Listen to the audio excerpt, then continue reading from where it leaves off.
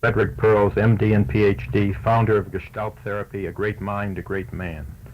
That voice was silenced forever on March 14, 1970, in a year which already witnessed the passing away of Abraham Maslow and Eric Berne, other leaders in the field of the third force psychology. Frederick Perls, with a giant of the spirit, a brilliant man, a scintillating personality. Yeah. This was after I'd written a manuscript, Ego, Hunger and the Crash, and I gave her this to read. And then she said the following sentence, which I never forget in my life. Dr. Perls, if you do not believe in the libido theory anymore, you better hand in your resignation. Now this word believe was a tremendous shock to me. If this is a scientific approach, what has this to do with believing? And my answer was, I'm not going to hand in my resignation. If you want to kick me out, fine. He was vivid, he was exciting, he stimulated you, he made you aware of your potential and the life that flowed in your veins. Author of Ego, Hunger, and Aggression, he also had to his credit Gestalt Therapy, which he wrote in conjunction with Paul Goodman and Ralph Hefferlin. More recently, he published Gestalt Therapy Verbatim and his autobiographical notes In and Out of the Garbage Pail. Man, he was like an Old Testament prophet, a true son of the Jewish people. Oh, did he have charisma, as few people have charisma nowadays, like it's out of style. You can't expunge him from memory. You can't bury him from consciousness. He was that vital, he was that meaningful, that you can't make the proper closure. He himself, his influence. He will forever remain, wherever psychologists and friends gather, an unfinished gestalt, a configuration that remains forever with you, because he got to you and remained with you. Your life was never the same after you had met him. That is the why of this program, to pay respect and tribute to him, to Fritz Perls, human being par excellence, friend, teacher. This program is called Come to Life. My name is Herschel Lyman, and I'm a dropout rabbi who first discovered Fritz at Esalen Institute in Big Sur 4 years ago when I was dropping out. I've asked one of Fritz's closest friends and loyal disciple and leading practitioner of Gestalt therapy, Dr. James Simkin, to tell us about him and his impact in the field of modern psychology. When did you first meet Fritz, Jim? I met Fritz in 1952. At the time I was at the VA Mental Hygiene Clinic in New York City, and my own personal crisis then was not as a dropout rabbi, but as a depressed postpartum PhD. I guess that's an occupational hazard that other people have too. Oh yeah. And one of my close colleagues said, there's somebody that's just come back from the West Coast who is real good and who I would recommend to you, and he was referring to Fritz. And I had been shopping for someone, something to get me out of, to rescue me. At that time, I still believed that I needed to be rescued by somebody out there. But that's contrary to the whole Gestalt therapy, is it not? Fritz would be the first one to deny that. He was. I noticed that there's quite a difference then between Fritz's approach, his Gestalt approach, and the conventional approach of the psychoanalysts nowadays. I can always remember the phrase that, or the sentence that Fritz coined, and it's part of his epigrammatic brilliant wit. He said, psychoanalysis is an illness that pretends to be a cure. And of course that's a delightful thing to hear, but I don't think it's very pleasing to the conventional psychoanalysts. And Fritz was on a vendetta, and he had never quite finished until near the very end with his disappointment with Freud and the whole school. I think Freud really disappointed him personally one time. Yes, and he talks about this in his In and Out the Garbage Pail. That's a wonderful book, In and Out of the Garbage Pail, a great title. And it's more than just an autobiography. It's the man turning himself inside out and being very, very open, very revealing about his fascinating life. Fritz in that book is quite open and quite revealing, and still Fritz, which is somewhat hidden and somewhat non-revealing. I see. You feel that there are certain parts of himself which possibly he did not reveal, that he concealed? He wasn't aware of. Unfortunately, Fritz's handicap was Fritz, and he didn't have the advantage of being trained as I had by a Fritz Perls. It's the same way as Sigmund Freud. He had no one to analyze him. He had to go through the painful task of analyzing himself.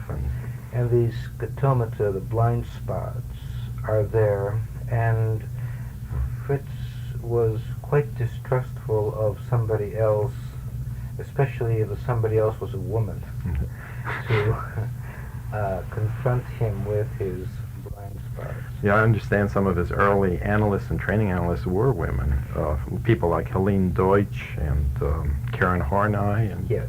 And he does pay a certain tribute to them because they were influential in his life. A certain tribute is a very good term for how Fritz handles women, yes. I'm kind of fascinated by Fritz's concept of neurotic illness. He says that the neurotic person is one who is manipulating the environment as a device to gain his objective. That's what his concept of neurotic illness was. And then his definition of growth is the ability of the individual to rely more and more upon himself and less upon the environment. I believe that there is a split among some of the Gestalt therapists as to the balance between self-support and environmental support. I doubt that the ideal is being totally and exclusively self-supportive. And if you knew Fritz, he was a very good example of the don't do as I do, do as I say school of thought. He was very manipulative and very capable of getting other people to do things for him. And I don't put this down. I think this is very necessary, that we are interdependent rather than independent. Using the capacity to manipulate as a style of life would be considered, I consider, as a neurosis. Yes, well, he says that we create a character by the way we manipulate the environment. Yeah. In the same way that Reich says that we develop character by the way we configure our muscles or hold our bodies. And Fritz was influenced quite a bit by Reich. The only analyst who had any real impact on him and whom he credits with having given him some sense of himself and interrupted his difficulties long enough to look at himself. He was very grateful to Wilhelm Reich in 1933, 1934 when he worked with him, and afterwards would give him credit.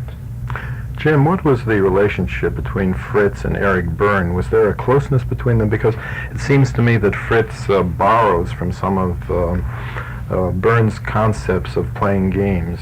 Yeah. Fritz is perhaps the most adept borrower I've ever met. He borrows and then makes part of his own system from whoever has something to offer. And he does not agree with colleagues' definition of an eclectic. An eclectic is somebody that takes the best part of every system and promptly throws it away. Fritz, on the other hand, would take from anybody anything which was supportive to him, which would allow him to function.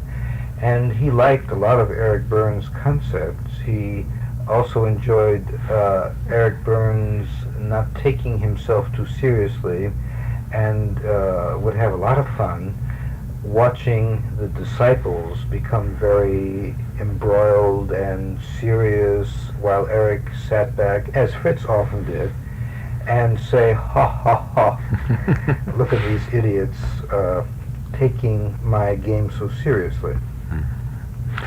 Well, one thing we can say, he had a tremendous sense of humor and a great sense of the comic and the droll. And there was never a dull moment with Fritz because he was such a vital, exciting personality. And a weekend at Esalen, where he conducted a workshop, could be a terribly memorable event that I can't forget that weekend.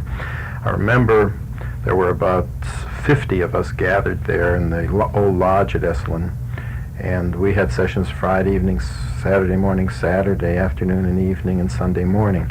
And there were about 20 people, including myself, who volunteered to go on the hot seat. And would you describe that technique or Fritz's approach? Is this so much individual therapy? Is Gestalt so much individual therapy or group therapy or a combination of the best features of both? Fritz wrote a paper which he calls workshop versus individual therapy, and he made the prediction that individual therapy would become and has become obsolete. What he literally does is individual therapy within a group, and he refers to this as a workshop. The style is that whoever is motivated, who feels ready to work, can sit in what he refers to as a hot seat. The hot seat is a seat usually adjacent to him and facing the audience. Fritz loved an audience and loved to have the person he was working with also face the audience. And his contact would be a good part of the time with the audience, although he had very fine ears and paid very good attention with his ears to the person that he's working with. Taking the hot seat means sitting in the empty chair and being willing to say where you are from moment to moment. The ideal is staying in the continuum of awareness. Some people have said that Fritz was very cruel in his technique. Would you agree with that? Oh yeah. Was there a reason for the cruelty, or did it really get to people? Did he accomplish his goals? When you say was there a reason for his cruelty, I feel.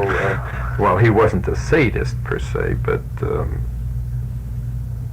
The whole why because game is something that I feel ensnared in, and don't feel that that's fruitful or leads to anything. I would say that Fritz was cruel, was aware of his cruelty, and was very willing to be cruel, to express himself. The impact of his cruelty would frequently create a frustration, a strong reaction in the person that he was working with. Now, he was not cruel in a vacuum, and he didn't simply use people to exercise his cruelty, so in that sense he certainly wasn't sadistic. Yes, I'm glad you made that distinction, because now I understand a little better. He did express cruelty or joy or anger or boredom. I've seen Fritz fall asleep when somebody was that boring, and he was unwilling to attend when he was not there, when he was not moved by, interested in. Yeah, he was very real in his own emotional reactions, and he didn't conceal too much. And one thing he hated was a phony, and I think he took great pains himself not to be phony, not just not to appear phony, but not to be phony. Fritz was phony, and well, that's interesting. Right? Was not. His top dog would never allow his phoniness. to come out without beating on himself. So he never did accept his phoniness. Top dog? What do you mean by that? Oh, in the Gestalt therapy framework, there is a concept or an idea. When we're small, very young, we are forced to swallow whole. The term is introject ideas, attitudes, etc., especially something that's unpalatable. If you remember, I mentioned dental aggression. Yeah. By chewing and tasting and then swallowing, I make part of myself. Otherwise, I swallow whole and I'm left with an introject, a foreign body, which isn't me, it's somebody else's values or ideas, etc. And this is my top dog. My top dog is my shouldistic part. Shouldistic, I see. What I should do or what I ought to be. Yeah, the blame, guilt aspect of myself that I've swallowed.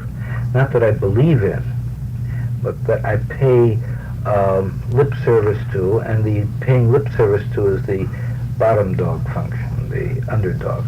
Oh, in other words, this other directed type of thing, what society expects of you, you swallow that without any critical chewing or any chewing it over. Yeah. And so what I do is develop a saboteur, an underdog, and a lot of my energy, or most of my energy, will go into top dog, underdog games rather than doing what I really believe in, what I really feel good about. Yeah, I noticed that in some of his work, Fritz talks about projection, introjection, and retroflexion. Yes. And those are, at first, they seem to be very technical concepts, but they make a lot of sense and give us a great understanding as to the way human beings function in their mental and emotional lives. Mm-hmm. What fascinated me about Fritz was his keenness and his awareness of an individual. He could size up a person at a glance. He had great eyes, and as you said before, he had great ears. And that brings to my mind what he says in some of his works, that some people don't have ears, and some people don't have eyes, and some people don't have legs, and some don't have a center from which to live. And there are some people, unfortunately, who have no soul. That is, they don't want to have any emotions. Could you elaborate a little bit on this concept of having holes and deficiencies? Yeah. The W-H-O-L-E, being whole, is an ideal, and that is accepting myself as I am. I like to use an analogy, and the analogy is that of a cake.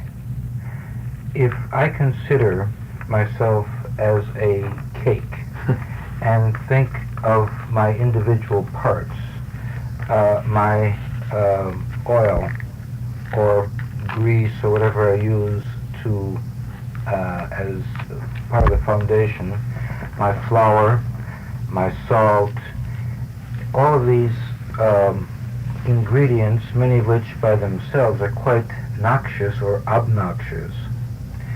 I can imagine that I would rather not be greasy or floury or whatever, and these parts are parts of me. Now, if I reject these parts, or if I've had some significant other say to me, that's terrible, or you shouldn't be that way, they shouldn't, the top dog thing, I can't appreciate my W-H-O-L-E, my whole, and I become a personality or a person with holes, H-O-L-E-S. And these holes are based on my assumption that I shouldn't have flour, I shouldn't have oil, I shouldn't have vanilla, etc., etc. So my cake is never complete, is never Gestalt, and Gestalt means configuration or whole. I am unfair to myself. I cheat myself when I'm not myself fully. In other words, you have your cake, but you can't eat it under those circumstances. And nobody else can, usually. Nobody can stomach a person of that sort. Yeah. I take the phraseology "nobody can stomach me" very seriously, and when I work with people Oh, yeah. and they say that they can't stomach, I will ask them to be their stomach. This is part of the Gestalt approach, taking language seriously. That we are, I am, when I say I can't stomach, saying something very significant. And if I have ears, and I listen to me and I take what I say seriously, then I have a clue. I say that I can't see that for beans. I'm saying something about my eyes. Oh, I see. I'm saying something about taking something in with my eyes. I hear you. Another phrase referring to a vital part, hearing. I'm in touch with what you're saying. In touch, yes, that's one of the major senses, to be in touch with something. That's right, that we take these phrases and expressions for granted, but there's a basic semantic reason for these phrases and ideas. I would say there's a basic organismic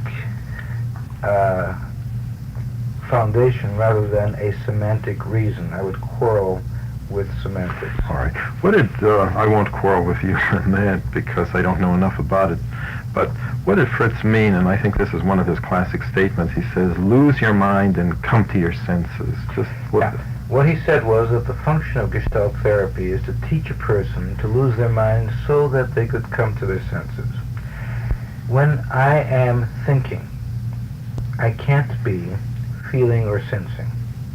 When I'm sensing, I can't be focusing my awareness on thinking. Oh, yes. That's part of that figure ground configuration. Only one thing can command your attention at any one given time. I can only be interested in focusing on, in touch with, aware of something. And I like the phrase that I'm mentally unbalanced when I'm not giving enough credence to my sensing and feeling and staying with my computer, with my thinking. What Fritz meant was, you deprive ourselves a lot when we don't allow our sensory input organs to work for us, and we insist everything go through the computer first. Just nowadays, there seems to be a great emphasis upon that. There's a new book called Body Language that's becoming a bestseller. I haven't read it yet.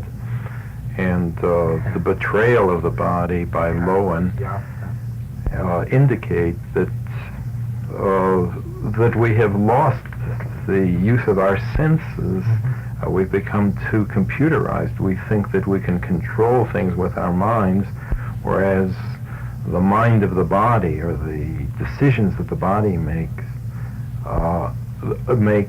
those decisions are much more important than the mind decisions. Because, for example, I think Fritz once cited that if a car is bearing down upon us, if we would take time to put the information into our computers, into our brains, to figure the car is going at 50 miles an hour and we're so many feet from us, by that time the car would be upon us and would destroy us utterly, whereas we just jump out of the way. We listen to our body because our body has a mind of its own.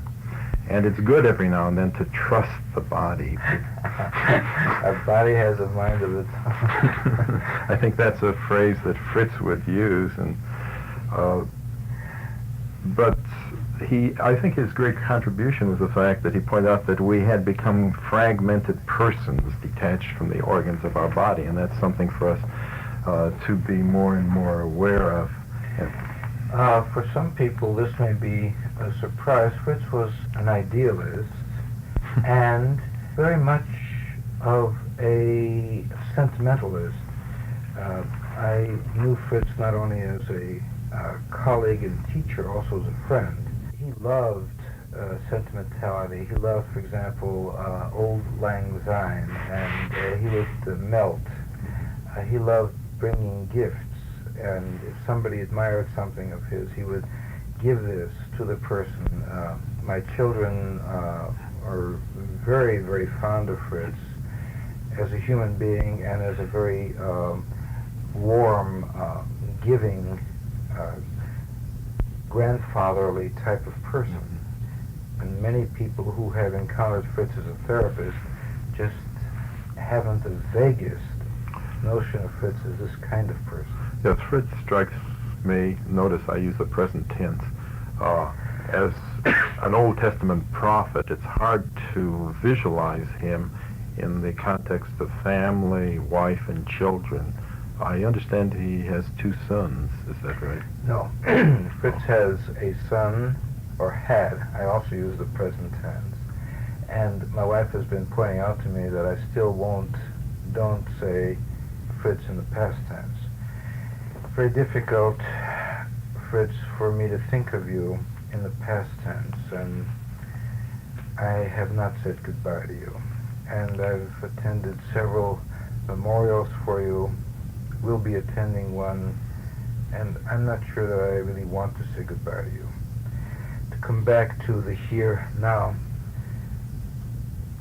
You will finish your mourning for him, but you will not say goodbye to him, and that's a fine difference. I believe it's true. He had a son, Steve, and a daughter, Renata, and a wife, Laura. Laura is an outstanding therapist in her own right and has contributed a great deal to especially the body language theory of Gestalt therapy. Much of what I learned about body language, I learned from Laura in some of the seminars and workshops that she gave in the early 50s at the New York Institute for Gestalt Therapy. I like Fritz's concept or conceptualizing of anxiety. He said that anxiety is the gap between the now and the then, and that ideally, if a person can center him exactly in the now, this would be a great way of coping with anxiety. No, you misunderstand. Fritz said that it's impossible to be anxious in the now. Oh. That if you are centered, you cannot be anxious. That the way to guarantee anxiety is to have one foot in the now and one foot in the then. And another definition which complements this one is that anxiety is excitement minus sufficient support of oxygen. Oh, yes. So that if I feel excited and don't express, I impress or squeeze. Do you think that then for therapeutic purposes, awareness of how you breathe can go a long way in dispelling anxiety? I think that's imperative. I can't imagine anybody being in touch without being aware of their breathing. This has a connection with William James' idea of do we run because we're afraid, or are we afraid because we run? In other words, the physiological functioning of our body, maybe that brings on the fear or the anxiety. I don't know, but that's a technical question. It's not a technical question. It's an example of the kind of mind-fucking that Fritz would say, my God, no. That's an avoidance of what is. This is Fritz's Gestalt dream interpretation, in short. The primary idea behind the acting out or playing out the various parts of the dream is a very simple concept. I am my own scriptwriter. When I dream, I'm writing my own script. So what I'm doing in writing my own script is telling me, if I'm willing to listen, to the various parts of me, telling me about me. The inanimate parts, the places, the road, the building, the stone, location, etc., by taking sides with, by being that part in the here and now. The technique is to be in the now and to work on the dream as if I'm having the dream at this moment. Well, I can see a person reenacting the role of different individuals that he meets in his dream, but it's hard for me to visualize how a person can be an inanimate object like a tent or a house that Okay. you meet in the dream. I am a road. I am long and winding. I start over here and I end over there. I can experience people walking on me. Oh, I experience people walking on me. Aha.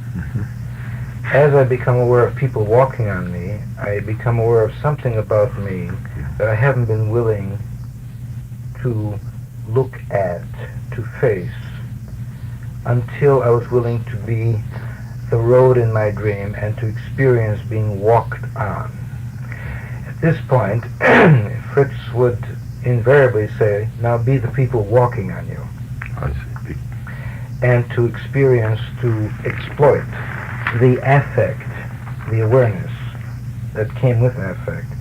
And at this point would ask, okay, now be the people walking and so on, to stay with whatever is in the foreground, especially that has affect.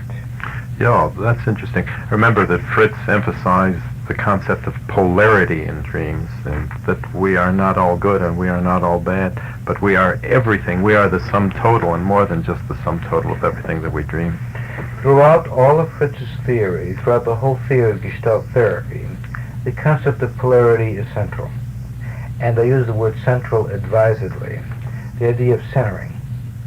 To be able to experience my own center, I need to know my extremes and to get in touch with my polarities, my extremes, to discover my centeredness, to become aware of my senses and my feelings as well as my thoughts, my computer, allows for the balance that I spoke of earlier among sensing, feeling, thinking.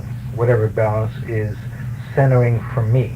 There is no correct center. There is my center.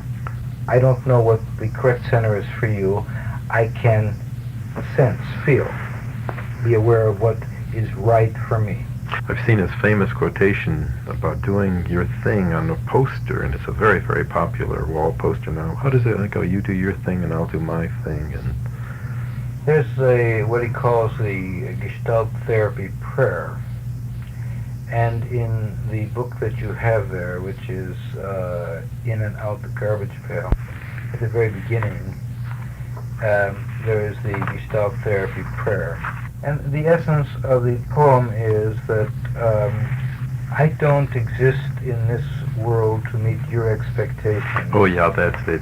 You don't exist in this world to meet my expectations. You do your thing, I do my thing. And if perchance we happen to meet, then that's great if our paths intertwine or cross. And if not, that's too bad. That's the essence of the poem. I see. Did he embody that in his own life? Did he exemplify that, rather? Frequently. Sometimes with a gentleness, sometimes with a vindictiveness. There was some of the vindictiveness of the Yahweh in him. The Yahweh of the Old Testament. Yeah. And Thundering prophet. That's he what would, he was. he once shouted, I remember, in the baths to somebody very close to me, "I'll never forgive you." And he did. He forgave her. Just like Freud had his Jung, whom he considered betrayed him. Maybe I'm putting it too strong. Did Fritz have any similar vendettas about people who he felt traduced him in some way or another? He felt betrayed periodically and over and over again. He had a number of betrayals. All of them had enough actuality to allow him to build up the fantasy that went with it. Part of Fritz's blind spot was a paranoia concerning being taken advantage of. And of course, the other side of the coin is Fritz would never admit to himself, his taking advantage of, his using, his manipulating other people. This is part of what, for me, was missing. And people that saw all of Fritz, there was so much to him that some of his craziness was minor compared to his genius, to his greatness. He certainly was colorful. I remember he gave a definition of marriage at that workshop I referred to, and he said that marriage is the exchange of many appointments for one disappointment. Did that characterize his attitude towards marriage, towards women? Fritz was blatantly unfair and discriminating toward women. He was forever competing with women and felt that he could never quite compete. Yeah, what is this business of competing with women? How come? Usually, I mean, didn't he feel competitive towards men colleagues who were in the same field? No, he was much more forgiving and understanding of men. He usually managed to alienate anybody that got too close. I believe that I may be one of the major exceptions in his life, a person that was close and was not alienated. There was one attempt for a few months, and that didn't pan out. I mean, almost like an obligatory scene, but it didn't. It wasn't really necessary because you were really very close to him. Yeah, we liked each other genuinely. We understood each other. I think he experienced my enormous respect and love, and I believe that he was possibly the most perceptive person I've ever met. I would agree with you just from my limited contact with him just over a weekend or 2 weekends when he conducted his workshops. There's much about Fritz's behavior that I disapproved of. He knew this, I knew this, and we still were very able to relate. There was much of my behavior that he disapproved of, and that still didn't make any difference, significant difference in our relationship. We mentioned Fritz's attitude towards women. He could coin expressions like Oscar Wilde. For example, one time he said, "Tears are a woman's second best weapon," and that was characteristic of him. Getting back to his philosophy of therapy, the Gestalt, Fritz was not really concerned with the why, as you mentioned, like most psychoanalysts are, but he was most concerned with the now and the how. And the now he called awareness, and the how he called behavior. Would you elaborate on this a little bit, Jim? Yeah. Buber's I and thou, here and now is the encapsulated description of Gestalt therapy. Yeah, he refers to Buber. When he was in the city of Frankfurt, I think they were. He said a lot of great people seemed to convene in the city of Frankfurt in Germany, and Buber was amongst them. He was there in the middle 20s and was exposed to some of the greatest minds of the century at that time, especially the existentialists and the analysts who were active at that point, the Gestalt psychologists, Wertheimer and Kurt Goldstein, who was his idol, and several others. And that was a place where he received an enormous amount of intellectual stimulation. Fritz was very restless, and as soon as he would get into the city, he would immediately want to look at the entertainment page, and is there any opera in town? What's the movie that's playing? He was the bon vivant in that sense. Either was entertaining or needed to be entertained. He avoided boredom. Yeah. He was very, very afraid of boredom, of nothingness. Yeah, in and out of the garbage pail indicates that, because time and time again he refers to the boredom that would sometimes come over him, even though his life was tremendously creative. The I and thou here and now concept or idea is that all that exists in the present. The transaction that's taking place between you and me at this moment, or the I and the thou here now, is all that there is. I may bring in a memory. You may bring in a memory. I may have an itch. You may have an itch. This is all part of the now. If I want to avoid contact with the now, and especially contact with the thou in the I-thou relationship, or contact with the I might computerize, start thinking about, and frequently the why because game, I believe always is an avoidance of an I-thou here-now contact. Yeah. He says, Fritz once said, we ask questions of why in order to torture ourselves, and not really to get any answers. Right. And I think he also said, quit asking questions and turn that question into a statement. What does he mean by that? Almost all questions have within the question the answer. When I ask you a question and I'm able to turn the question around into a statement, the answer is already there. What is your attitude toward religion would be a question. The statement would be, you have an attitude toward religion. Oh, yeah. And there's already contained within the statement an answer to my question. Now, the specific may not be there.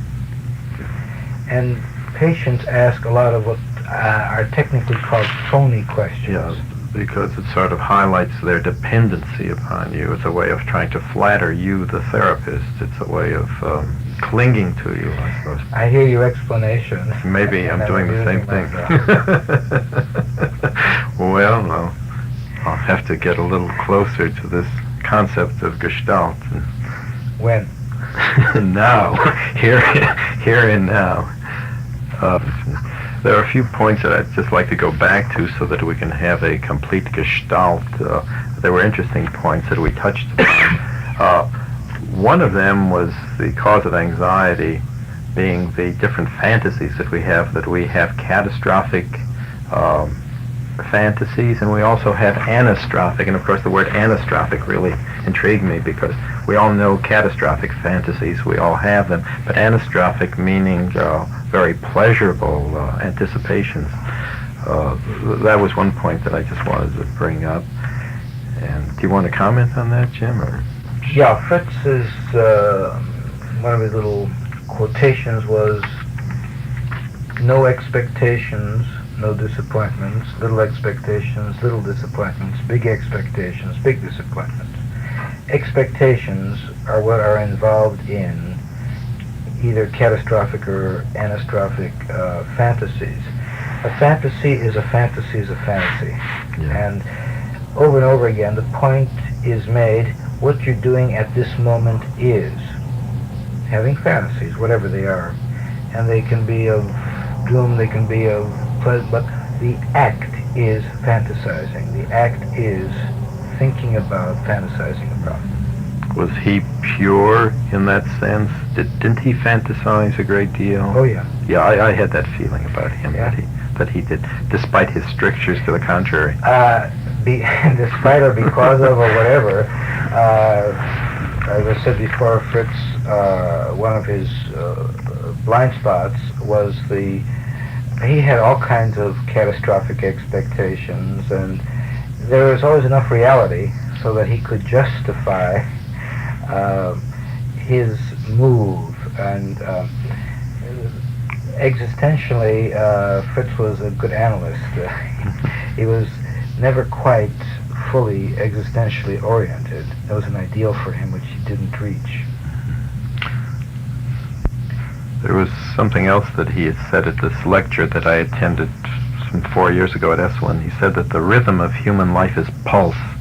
And then we touched upon, before you did, in fact, about contact and losing contact, as if this were a rhythm, extension and withdrawal, expansion and contraction. And we can all sense that in respiration and exhalation. The very blood pressure is measured that way. I'm so intrigued by this book. There's In and Out of the Garbage Pail. I kind of like it better than all of his technical works, which form the foundation of his whole reputation.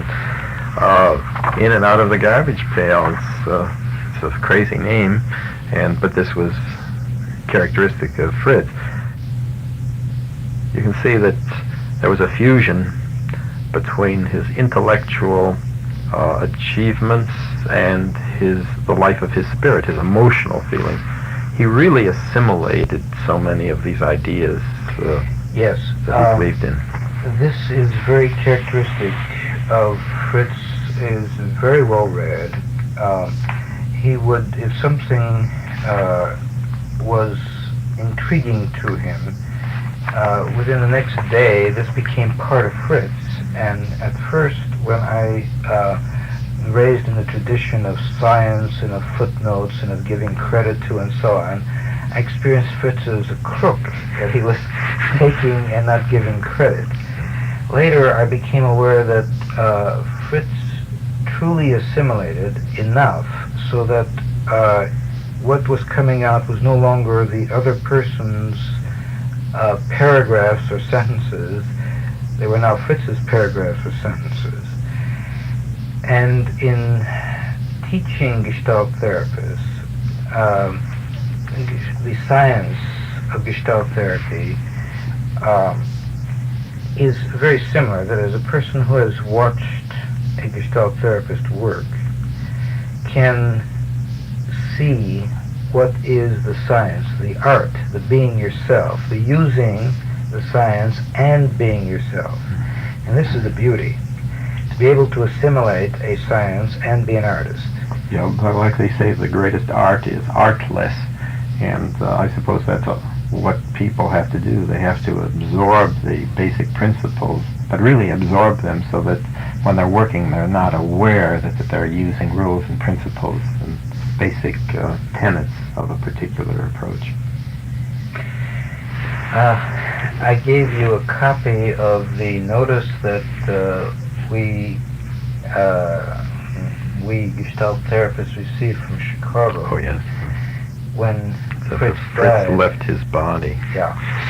And what I found so characteristic was the statement by Fritz just before he died.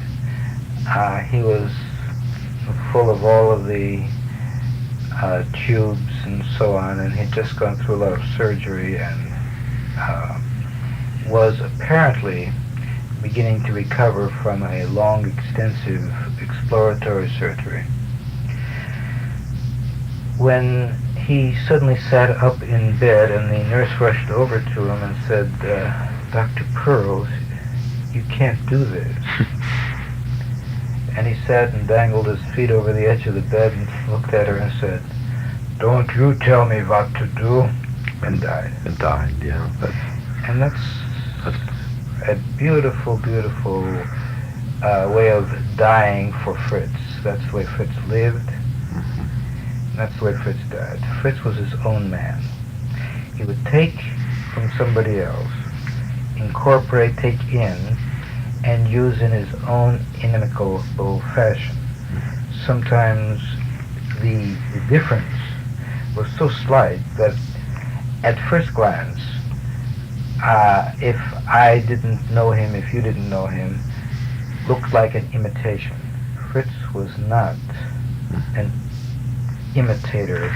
No, there was nobody like him, and he absorbed everything that was important to absorb. Just like in a certain sense, our lives are enriched by having had contact in varying degrees, of course, with him.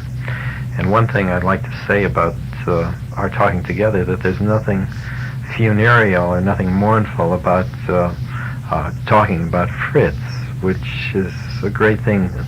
As to use the cliche, this is the way he would have wanted it to be, but I think it's in the spirit of Fritz Perls that we talk about him in this particular manner.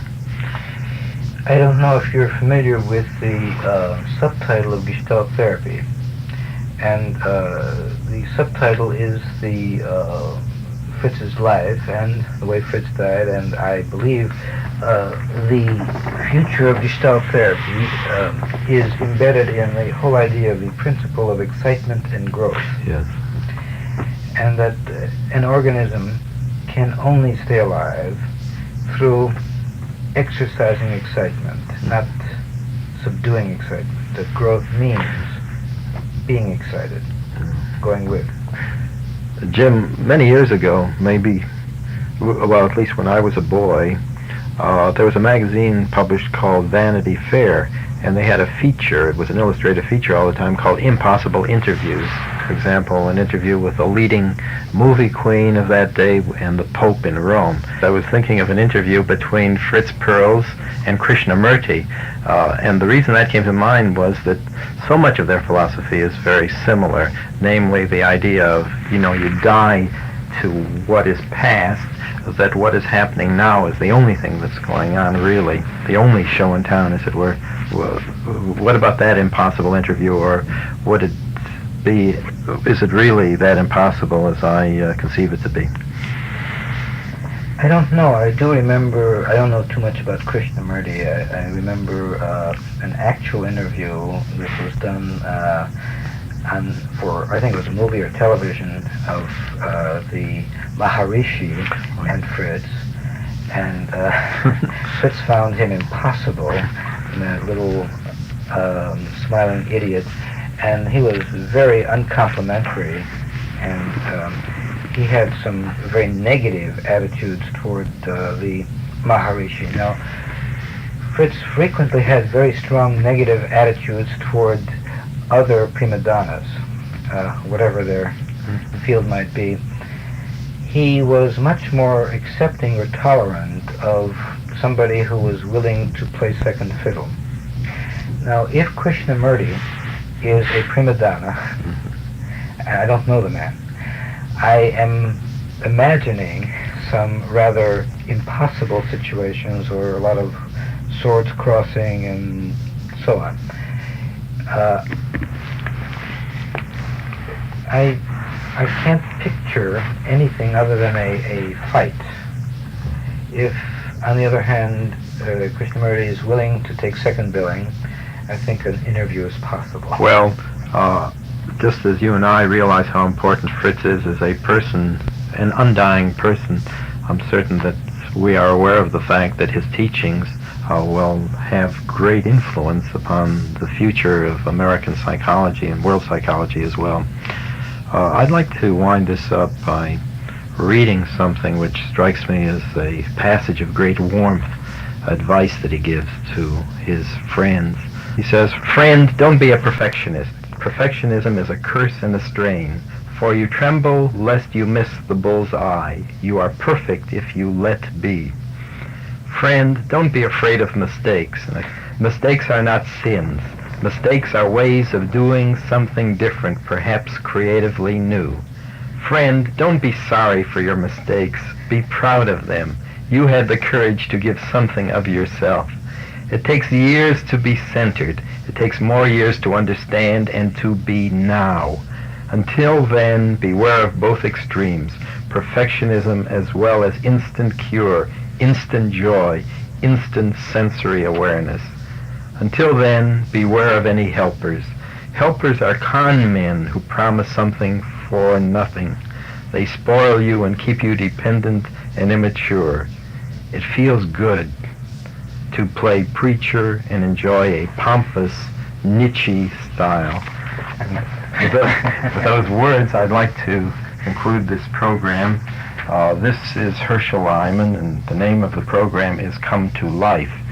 With me has been Dr. James Simkin, who was co-leader with Dr. Perls for 6 years in Gestalt therapy training workshops for professional psychotherapists. Thank you very much. This program was produced by KPFK, Pacifica Radio for Southern California,